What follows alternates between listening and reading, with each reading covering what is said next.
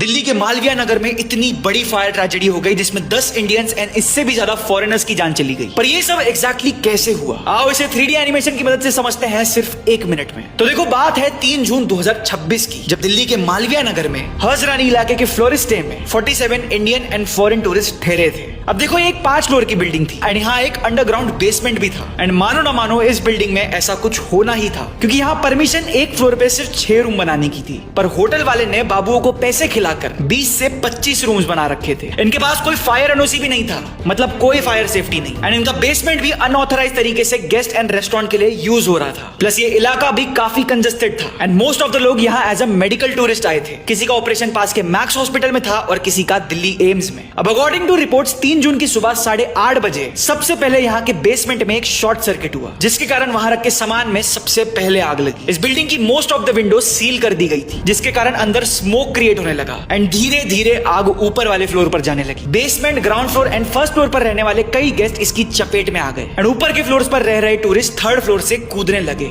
यहाँ तारीफ करनी होगी अरमान की, जिन्होंने अपनी मैट्रेस की शॉप से 20 से 25 मैट्रेस को इस बिल्डिंग के नीचे प्लेस किया ताकि लोग सेफली लैंड कर पाए। एक माँ तो अपने 3 साल के बच्चे के साथ ही 3री मंजिल से छलांग मारती हुई दिखी। सुबह 9 बजे तक फायर फाइटर्स यहाँ पहुंच गए। करीब 12 घंटे की मेहनत के बाद उन्होंने आग पर काबू पाया, पर तब तक 22 लोगों की जान जा चुकी थी, जिसमें mostly Africa and central Asia से आए फॉरेनर्स थे। इस बिल्डिंग के मालिक लवकेश बजाज को 3 जून को ही गिरफ्तार कर लिया गया, जो माइंड यू इस इंसिडेंट के दौरान होटल पहुंचा था, पर उस मंजर को देख के 100 मीटर दूर अपने दूसरे होटल गया जहां भी इलीगल स्ट्रक्चर थे एंड उसने बड़ी चालाकी से उस होटल को खाली करवाया। अब इस हादसे के बाद दिल्ली की एमसीडी ने इलीगल होटल्स के खिलाफ ड्राइव शुरू कर दी। पीएम मोदी ने भी विक्टिम्स के लिए कॉम्पनसेशन अनाउंस किया है। पर ऐसे में एक सवाल दिमाग में आता है कि क्या जब लोगों की जान जाएगी तभी ही हम जिम्मेदार होंगे? इस चीज पर आपके क्या ओपिनियन है, हमें कमेंट्स में बताओ। अगर हमारे 3D एनिमेशन के कारण आपको इस टॉपिक को समझने में आसानी हुई तो इसे रीशेयर करके इस हादसे के बारे में सबको एजुकेट करो।